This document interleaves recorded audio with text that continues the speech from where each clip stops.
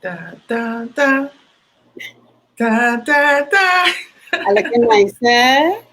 Yes, yes. Yes, although we have a thing coming up. We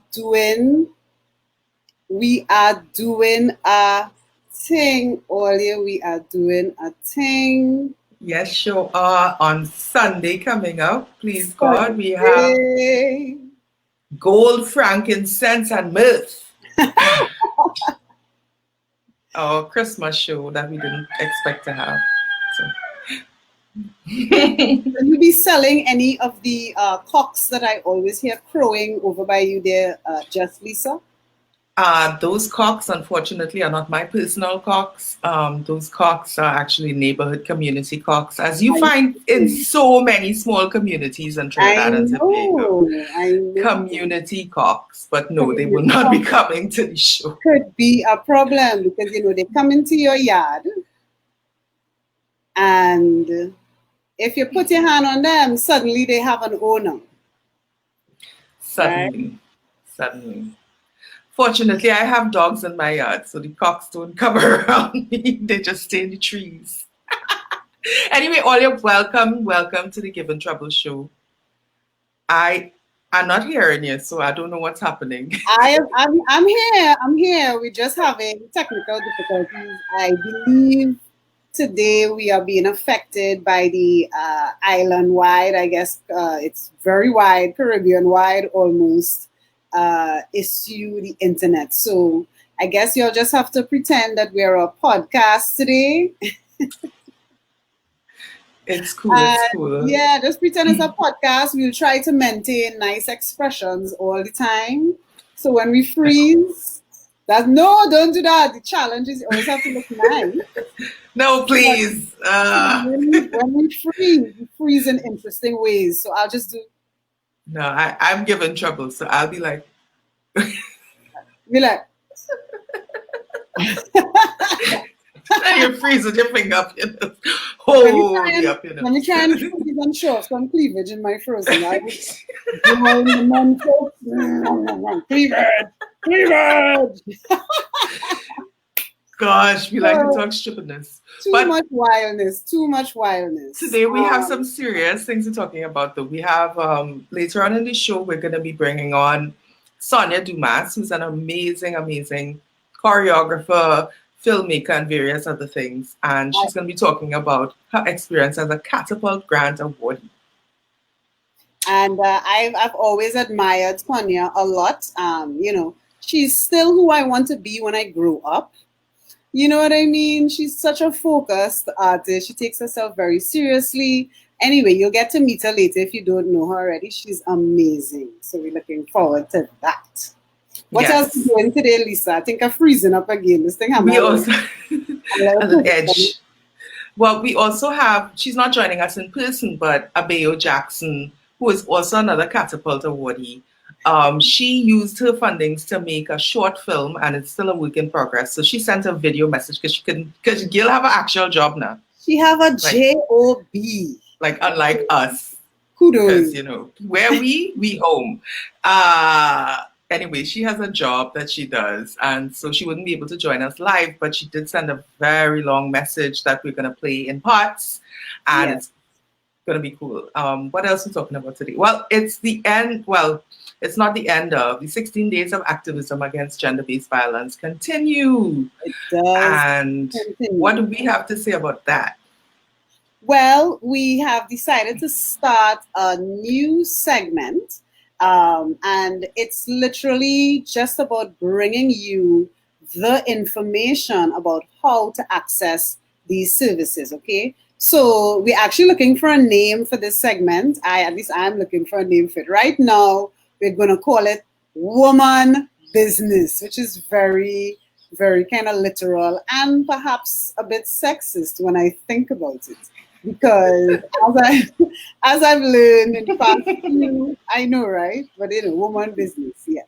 So as I've learned in the past few, both men and women though overwhelmingly women, let's not get it twisted, but both men and women do have issues with gender-based violence, you know. And I remember as a teacher, when I ran a school for a short time, for about 5 or 6 years, I remember always having to tell the girls not to hit the boys.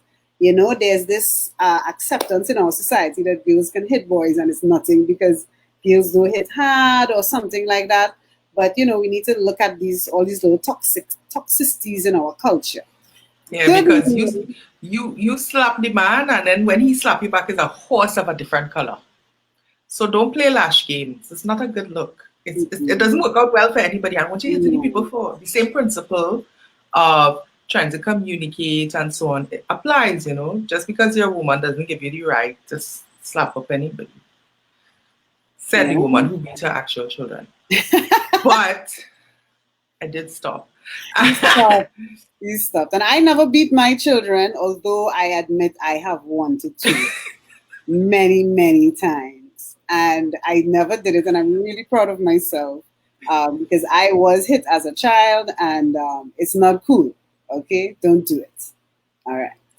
So this is the Journey to Justice, a Survivor's Handbook. And this is from Womantra.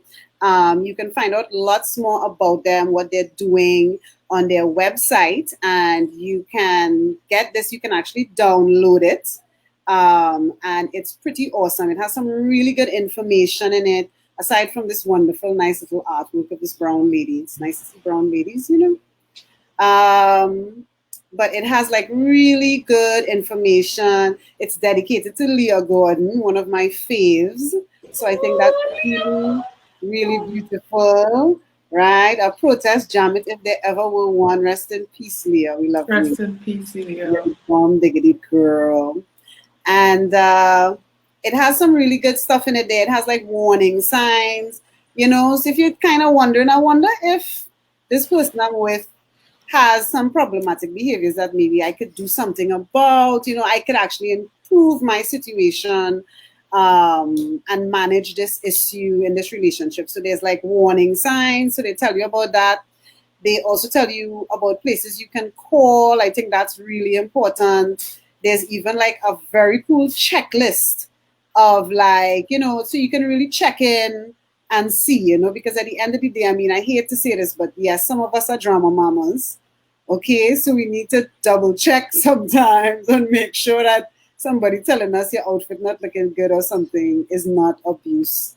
You know, maybe check a few more people, make sure the outfit really not looking good. If it looking good, oh God, wrong is abuse. No, I'm joking. I'm a comedian, okay? I know, but I mean, it's a true thing because, like, I had mentioned this. I was in this relationship with this guy, and I mean, I know he was a complete dick. I knew it, but would I have called it abuse? My friends did. Yeah. And so sometimes you really can't gauge. You can't, like, your sense of true north is so skewed because of this relationship. You really need some kind of external person to come and say, you. You know. No, I agree. So the list really helps. I agree with you so much because you need that flat line, that sort of standard, like a universal, empirical-ish kind of standard to tell you, well, this here is legally and based on empirical, looking at the situation, these things indicate these, you know, that this could be a problem. So they have a lot of information, which I think it's really good to check out. Because some of us might think we in very happy relationships. Maybe not. Maybe there's a little control there. Maybe there's some issues there that you can address within your relationship. I'm not saying, you know, slam the door, kick him out, burn his things, you know, have a whole although breath exhaling and all that. Nothing wrong with that though, right? But it's good to know if you're having issues. And I just want to applaud Womantra, Stephanie Leach and co. for bringing this out here, making it available to women. It's really, really important to know that you're not alone, even if your friends and your family to asking you what you do and these kinds of nonsensical things. You know, there is somewhere you can go and you have rights. You know, you have a rights, and this part I love. They tell you what your rights are when you go to the police station, that you can put a report anywhere. You have a right to be accompanied. to get a copy of your own statement and for you to have authority over what goes into the statement. You know, it's very much about empowering women who may be in these situations and giving them a guide as to what to do. So if you're wondering, if you're curious, if you're uncertain, you know, go to the Womantra website, download this thing. It's a great resource. So I hope you guys avail yourself of it. I was reading it like, let me make sure this man not advantaging me, you know, but it was all right. Please, if anything, you had advantaging the man. I discovered that. I was so embarrassed. I was like, oh my God, I think I might have a problem. No, but no, seriously speaking, the booklet, what I found really interesting about it is it kind of gives you a sense of like what to expect when you go to the police, what to expect if you have to go to the clinic, to go to the hospital, those kinds of things. Because literally nobody could really prepare you for that moment. No. Because it's going to be like one of the roughest of your life, most likely. But, at least having some information about what to expect could give you a little bit more, follow through. Yeah, and I really appreciate the checklist aspect because it tells me that I could self-check and see if this is going on. Mm-hmm. Because sometimes the people around me, they have their own perceptions of what man and woman business is, what's acceptable. So having that kind of clear standard, that appeals to me a lot. And also knowing who to call, and where to go, I think that's important. And knowing that there are resources out there to support you. Okay. So, yeah, serious thing here. So our first woman business, or let's not call it woman business. We come up with a name. Only come up with a name for me now. You need a name for me. Come up with a name, right? Now, talking about names, we have a big name on the show today, Ollie. A big name, okay? We have Miss Sonja Dumas, and she is so disciplined and just in the waiting room, being ready. I can see her beautiful smile. You can't see her yet, but I can.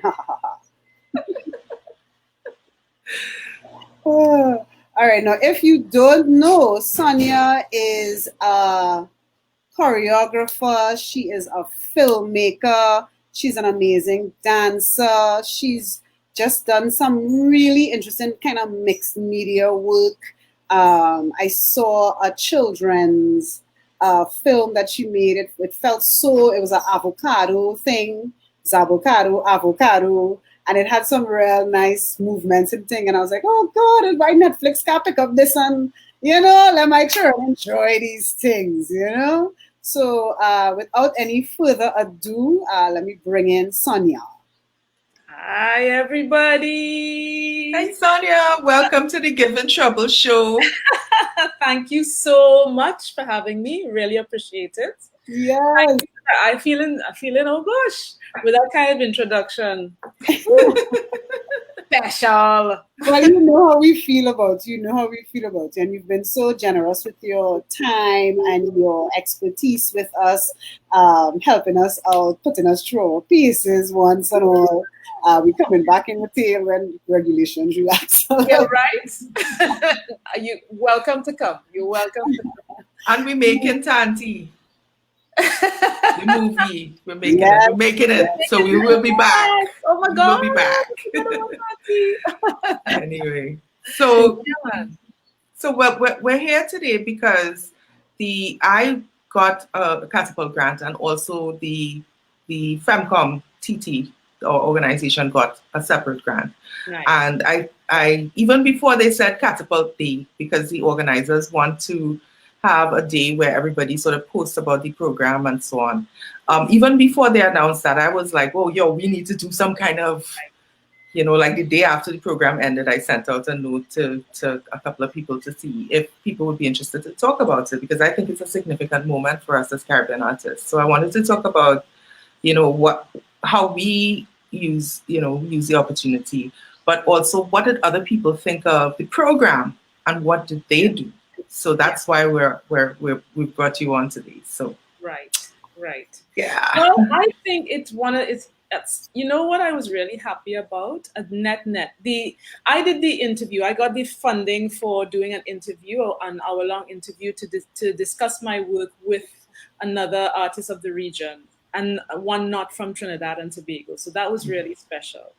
But what is also special is that we were able to communicate on the WhatsApp group. I think everybody in the different categories of Catapult had different WhatsApp groups, I think. We had our lockdown virtual salon WhatsApp group, and it's still going strong with people exchanging information about their project and inviting people to different virtual situations or whatever opportunities. Like there was an opportunity that was posted that I think was I think it was something about a free master's program for a visual artist, and I was able to pass that on to young visual artists whom I know in the region who didn't know about it necessarily, and they were really happy. So it's the afterglow of it, really, right? That is really important because we still connected. It was a really positive experience. It was a really pan-Caribbean experience. And it's weird that it took COVID to get us there, but it did. Yeah. Well, I've heard a lot of people talking about the opportunities presented by COVID, and I have to say, the Catapult grants will, I think, I've often disdained the quantity over quality model. Right. Try to spread it as far as you can. But I think what I appreciated about this approach was that they were very specific and deliberate about the categories that they had. And I think the way that they disseminated the information and the type of projects that they chose, which was so varied and interesting, was quite beautiful to behold. I'm so happy and slightly jealous that there is a WhatsApp group that I'm not in, that I, with all of this going on, I feel very FOMO. I don't know if fear of missing out. It's a certifiable illness. Right. And as you know, social media fans the chronic flames of that illness. Yeah. So it's wonderful to hear about the networking going on and that you were able to pass on opportunities. Mm-hmm. And I think that if maybe second to the financial support, which was so needed, is definitely that seeding factor, that networking aspect. I think that adds so much more value. Not only that, to the point about the financial factor, let's not gloss over that because that's really important. It is. Because an artist is a worker, and a worker needs to be paid. Mm-hmm. And the fact is that there is to be paid to do an interview is to put worth on your work. Okay? Yeah. Because you're not necessarily producing anything inside of the interview. You're not going to paint a painting or dance a dance or whatever, but you are talking about your dance or your process or the way you approach your work or what influences your work. And that is as valuable, as doing the work itself, because that's how you get to the work. And the process is always the most grueling part of it, in a sense, because it takes you a long time to produce the work. It's not something like, I always call it, it's not widgets where you could figure out, okay, I could make a better widget by month 3. No. Okay. You'll probably get more expert at your craft in 3 months, but you may not have finished the work. Yeah. And it just takes what it takes. Yeah. It takes what it takes. And for people to pay you to talk about your process, which is something that is fairly normal outside of the Caribbean, Absolutely. More developed arts societies and economies. The fact is that I was just so happy to be paid for talking about my work and to be able to share my process. Mm-hmm. And to be paid what I think is a fair wage, because that's what I'm worth. So it was, oh gosh, she get paid for that for an hour. Well, here what? If you go and how people come here, big management consultants come here and people pay like $5,000 to see them? Yeah. Well, it's the same thing, darling. Absolutely. Okay? Because I'm a worker. And therefore, I need to be paid my worth in experience, my work in practice, my work in vision, whatever it is. So I was really happy to see that. And I too, I have a little jealousy thing going on too, because years ago, I'm talking like 20 years ago, I had registered a company called Catalyst to do something very similar to, because I want, but for Trinidad and Tobago people more so, to, it's like a non-profit organization, which I never got funding for because people used to ask me, well, what, funding the arts? What exactly are you doing? And I got, honestly, I got discouraged and I didn't pursue it. Yeah. But I'm glad that Catapult has come. I'm glad that, I mean, it's a COVID moment. They say that from all the stuff that you read online, but hopefully it will go beyond COVID. Yeah. I found I found it really what you said, because we've been doing this show twice a week since end of March, early April, and going hard, and we've not made a cent. So when they were like, "Go, we're paying for a 1-hour episode of your show," I'm like, yes. You will? Ooh. Oh, I found it was a real important thing for us as a milestone for our collaboration. I agree. I feel like we spend so much of our energy managing internal validation to even create, to even say we're going to do this show twice a week.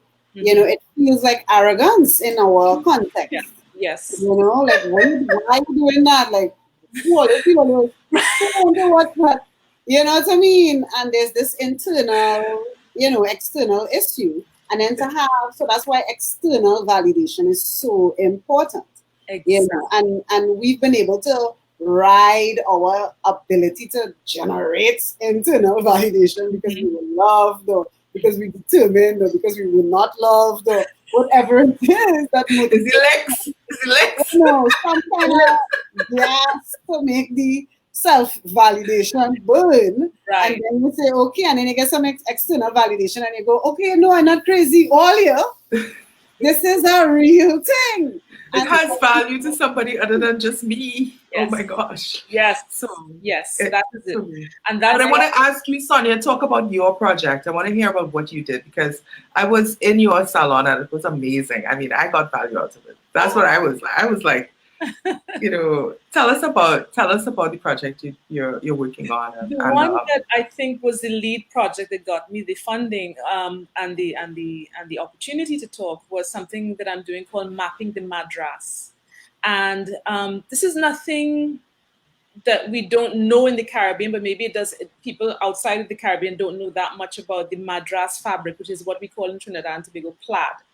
And the meaning behind it in terms of the historical journey that it's taken and the cultural meanings, and even today, the cultural rejection of it, you see, because it's come through several spectra throughout the colonial and post-colonial and imperial, even before that, periods. And it means different things to different places in the Caribbean. So that some people are trying to, like the Virgin Islands, are trying to adopt. One young lady actually is an activist, and she's trying to adopt a particular plaid design, a particular Madras design, as the official fabric of the U.S. Virgin Islands, to speak to the colonial past in an empowering way, to talk about how the Indians and the Africans, it's because of them that fabric is happening in the Caribbean, right? Yeah. And of course, the Europeans brought it, but the Indians made it, and the Africans wear it, and they assign certain value to it. So there's that. And then in other territories of the Caribbean, like Dominica has this great debate going on now about how it's too colonial, and there's a school of rejection for it, as well as people who still want to hold on to the tradition. So that, again, it's not culture and history are never static, and that's what to look at through the fabric, to see. I think that's beautiful. Mm-hmm. Yeah, and I felt a close connection with it because I have a brother who is a designer, and many years, like about 20 years ago, he decided to make these things called kurta kente, So a kurta kente is a kurta, which is an Indian man's kind of tunic, Yes. made out of either madras or like embellished with madras. And then he also took some cord and he made like sort of, I don't know, African inspired kinds of swirls and things. So it was a garment modeled on the kurta, but really speaking to the African, you know, like the 1970s dashiki with the cord work around the neckline. Right. That was the inspiration. Right. Yeah, so that we, you know, I say we because I worked with him marketing it and stuff like that. But you know, it was such a nice moment of what the same thing you're talking about. You know, all the cultures sort of coming together into this. And so when you said you were doing this thing on Madras, I was like, Madras! I jumped in. I was very excited. But this, I mean, I really thought that Catapult thing, your Catapult project, I was very pleased to be a part, and that conversation totally had value, totally, for me. Thank you. You know, real value for me. I spoke about a lot of other stuff too, because you know, I all over the place. I have like 4 million ideas. When you all are artists, you know what that's like, right? No. You have to do the Venn diagram, profitability ideas. The Venn diagram. That's one of the and here's what you sweet spot and go, yeah. Real small. I'm going over here with non-profitable something. But I'm also, I mean, I was happy to have one of my pieces put onto the CAPE syllabus as well, one of my dance pieces. So I spoke about that. And so that was cool, you know. And I didn't even know her as a young teacher who said to me, well, do you have information about VAPs? I'm like, sure, but why do you need it? And she's like, well, I need to give my students. And they, oh, that's lovely. She said, well, it's on the syllabus. I'm like, oh. Well, that's nice. But I tracked down who had suggested it, and again, somebody within the Caribbean, very rare that they have been tracking my work and they know what my work is like, and therefore they felt that a sort of contemporary approach to Caribbean movement aesthetics needed to be included in the syllabus, and so I'm really honored to have that. That is very cool. Yeah, it is cool, isn't it? That is. It is. It is. Literally making a difference, like you know, in a real measurable way. But now I have to make the difference by giving them the information. So what I did is I rounded up many generations of dancers from my company who had actually danced the piece, and we had a Zoom meeting last week, I think it was. And so everybody got an opportunity to have an input into the conversation about the piece. And what we're going to do within the next few days is we're going to post it to our Continuum Dance Project website. I mean, not website. And I feel so lofty when I say website. Our Facebook page is a Facebook page. And so that young people who are studying it can get the sense of the people who actually performed it, because then again, we're kind of creating history so that, you know, 10 years from now, when the piece is no longer on the syllabus, at least people can see what it was about and so forth. And even now, it has utility because the students who are studying it can have a reference point. Because of course, nobody's written about, I mean, I've had a few reviews of the piece, but it didn't go in depth. So that at least with this, the dance, they're hearing from the horses' mouths, all of us who danced the piece about it. And that is something I would never have thought of if we didn't have COVID. Yeah.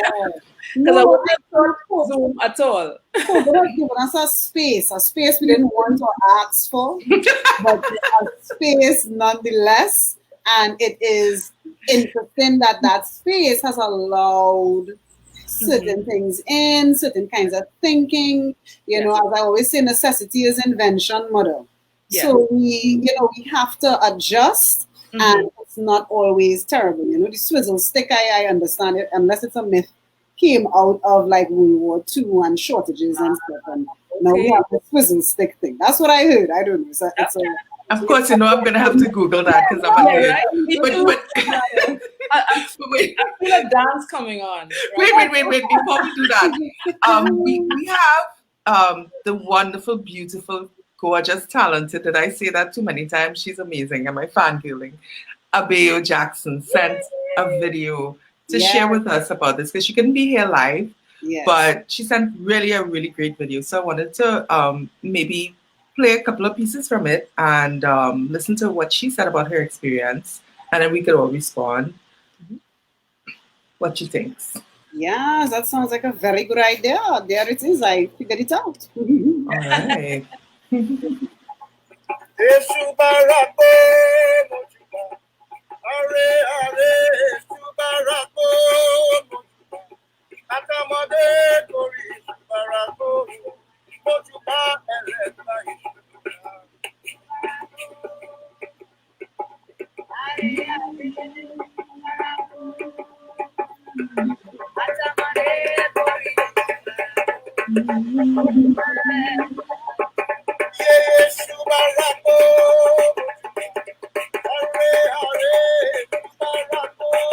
She got all these awesome performers to collaborate. It's very cool.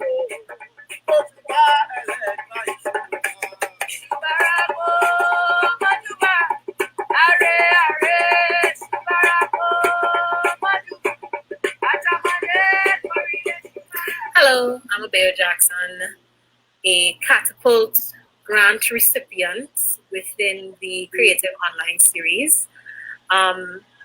The project that I worked on and continue to work on because it is a work in progress is called I Am American. It takes a look at my family's genealogy and our history as it pertains to the arrival and influence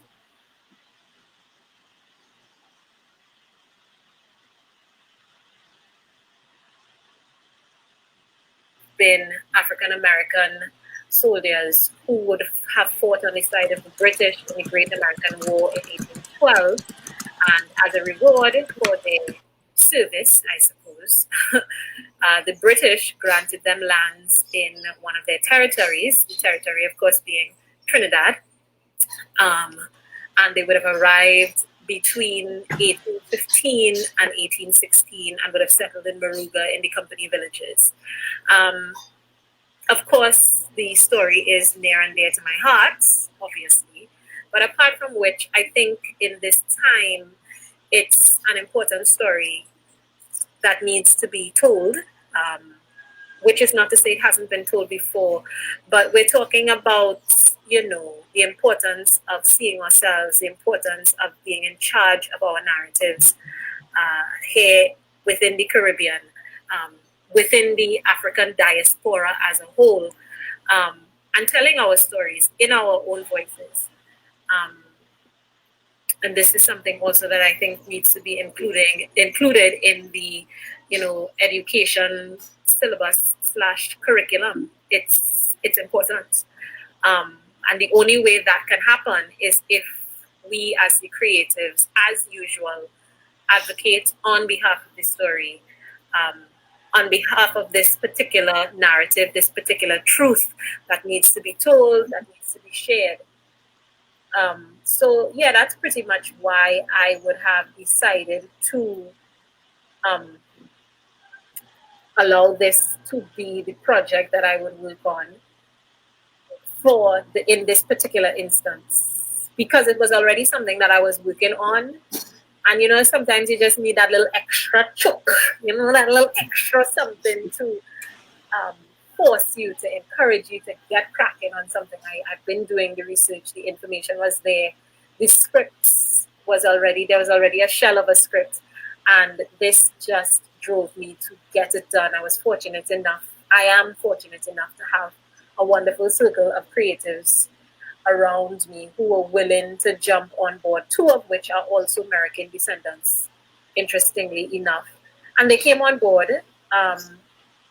They pretty much, everybody on board gave of their time and of their energy pretty much for free, because what I would have been able to offer them would have been literally a stipend. Nowhere nowhere in your realm of what is truly deserving in terms of actual remuneration for this kind of work that they would have done, especially in this time, the constraints that we would have been under because of COVID-19. All right, that's beautiful. It's about 9 minutes long. I'll stop there. But it's lovely. Thank you so much, Abeo. That was really, really nice. Thanks for sending that. Thoughts, ladies. Thoughts. I have many. I think that it's a tremendous effort. I remember going down to the fifth company many years ago, like 20 years ago, just driving, because I used to just drive all over Trinidad, just serendipitously, find things. And I spoke to a woman. She was at the time 91, and her grandfather was one of the original Americans. And she had given land to the Anglican school to build their school, etc. And she was telling me the fascinating history. Now, I had never really focused on that before, but I remember never forgetting the American history, because I had actually sat down with a descendant and spoke about it. She was very willing, because why would somebody, she's 91, why would somebody open up her house to some young lady? And I was with my current mister, my then mister, and they're like, well, who are these two strange people who just, they're clearly not, from the area, whatever. But it was a fascinating kind of experience. And I think Abeo is just bringing a whole new dimension to it for the people. And I saw so many people in there that I recognize. That, Oh yes, it's great. It's lovely to see people. Some of them whom I taught, some of them, whom I learned from. In fact, I learned from all my students anyway. And it's really good to see that kind of energy. It's beautiful. It's beautiful. Yeah. No, go ahead, please. Oh, I just remember, I was eyeing. I know I have American ancestry, because I went to this gigantic family reunion for my grandmother's side of the family, right? And our side of the family was in Orange. We were Huggins, and there was this other side of the family. The name slips me. I have it written down somewhere. They were in blue, and we went to this thing, and it was this huge thing, and it was like 300 and something people there. And it was just overwhelming. Just everybody in blue and orange, and we was doing all these games, and it was real weird. And this one guy, people were just going up on the microphone random. They had and it was driving me crazy, because I wanted to be in control of the whole event, right? I was like, this thing needs an MC. There's no stage manager. What's happening next? Oh my God, when are they serving lunch? What is going on? And people just kept going on the microphone and just randomly talking, and usually prayers. And finally, this one guy came on, and he was talking about the two families, and he was talking about the Americans and how my branch of the family left and went up to Point Fortin, and then from there went to Rio Claro, and then from Rio Claro went to Solstice. So it was just interesting to kind of get this idea of who I am and understand who my grandmother was as a little girl and all of this. So I totally get you, and I feel like we are far too disconnected from that. So I think what Abeo is doing is groundbreaking on many, many, many levels, because that same self-validation, that internal confidence, when I know I'm American, who come from this, who come from that, who come from she, who come from she, who come from he, who come from he, and I know all these people who live and die just so I could be here doing what I'm doing. It imbues me with a certain kind of caperias. Yeah, I can't put it. People to uphold, man. Exactly. You didn't just drop off a breadfruit tree somewhere in Carenage. You have a whole family history and family expectations. It's like, I don't know that we have any American family, but we have Warao. Mm-hmm. I mean, you could see it. Like when I go Guyana, I sit.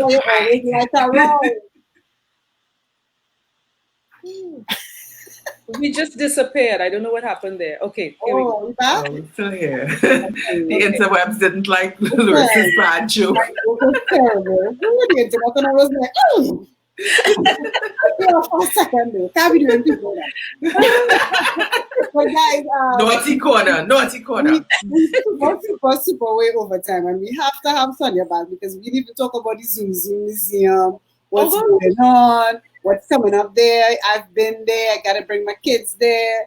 Things happening, right? But what I want to do, we're gonna just before we go, I want to share some of the lovely comments that we've been getting.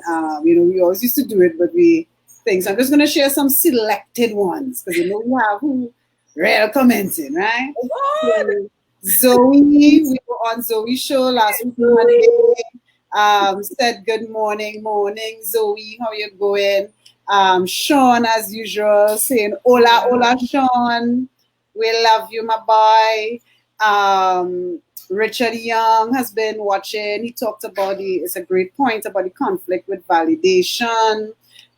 He also talked about the incisive project on Madras, and he talked about somebody else presented at Carrie Festa. Yes. So we should go and partner with them, Sonja. Yes, Richard.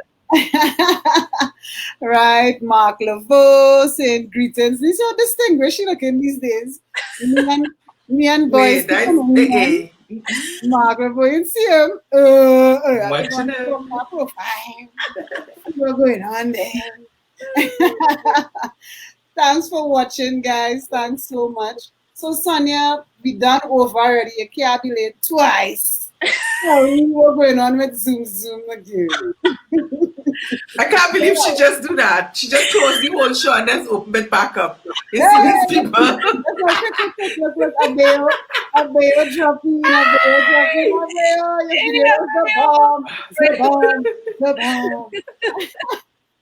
Look, Mark, tell me leave him alone. I can't go and stalk him now. He'll bring us a protective order and it'll get messy. Oh my God. Drama in the people place. Let's about Zoom before we go there.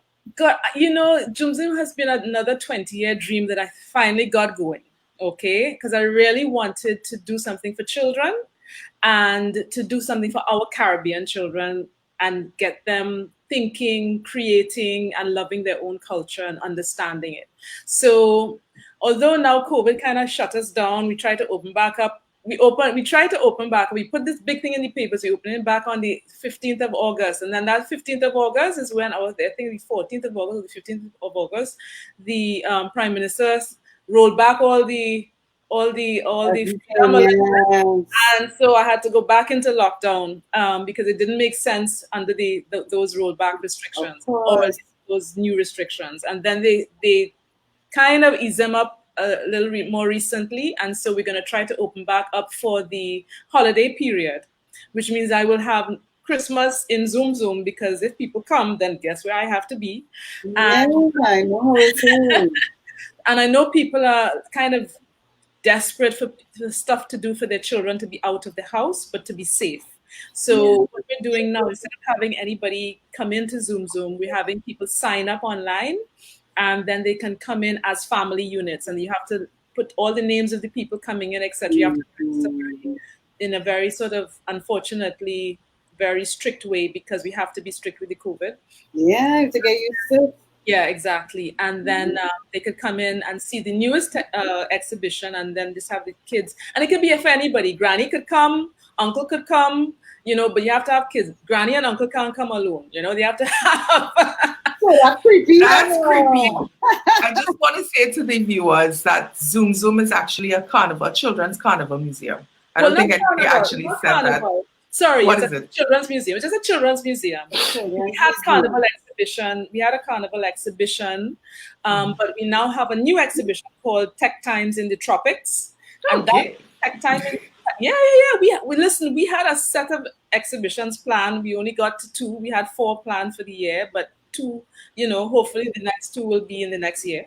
And so now it's talking about the different technologies of the homes of Trinidad and Tobago from the 50s to the present.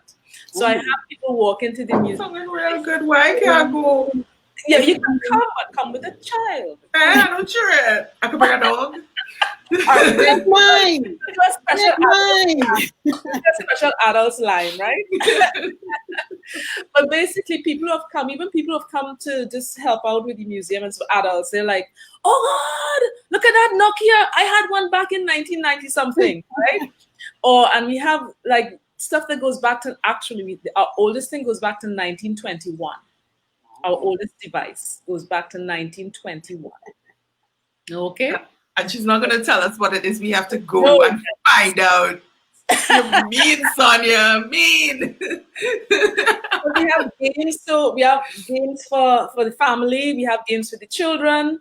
We have to sanitize everything. COVID has made us rethink how we do things because children can't share objects. So we've had to sanitize and package certain things that the children can take from us straight and then go and play with it on their own kind of thing. Because COVID is oof. It's a big thing. It's a big matter. It's made us really have to shift, how people can enter the museum, all kinds of things. But and we have adapting and thriving, adapting and thriving, adapting and pivoting. Listen, pivot was something we used to do in dance. Everybody pivot. Everybody doing a pirouette now. Listen. Multiple pirouettes. All right, guys, so that brings us to the end of this episode of the Givin Trouble Show. It was supersized because we had super ladies on the show. We had Sonja Dumas with us. Thank you so much, Sonja. And Abeo sending in that video. It was beautiful. Thank you so much for sharing your content with us. Don't forget, we have our Christmas show and pop-up this Sunday at the Green Yard space at 103 St. Vincent Street. It's going to be a free comedy show that starts at 4:30. The pop-up starts at 3. So come through, support local entrepreneurs, support local comedy, and, take a little load off, have some fun. We're not having too many people at the venue at a time. And, of course, COVID rules are in force, but you can still come and laugh inside your mask, okay? All right, guys, take care of yourselves. People, really honored. Thank you. Thank you, Sonja. Thanks for coming on. All right. Take care. Bye-bye.